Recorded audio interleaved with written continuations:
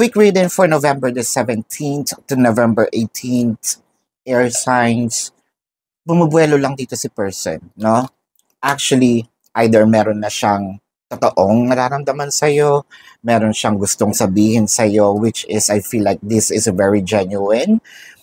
This might also be an answer to your questions. This might also be a fulfillment of your wishes.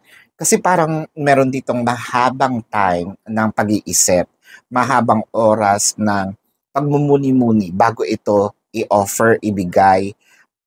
Nakikita natin dito, this is something that you probably ask for, wished for, demand, request.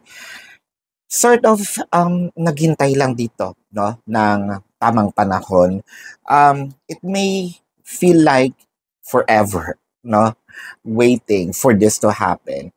Pero parang dito natin masasabi na meron tayong dito mag-a-appear, no, itong motto na kapag may tiyaga, may nilaga. So nakikita natin dito, this might be something that you truly wanting to experience with your person at ibibigay niya na ito.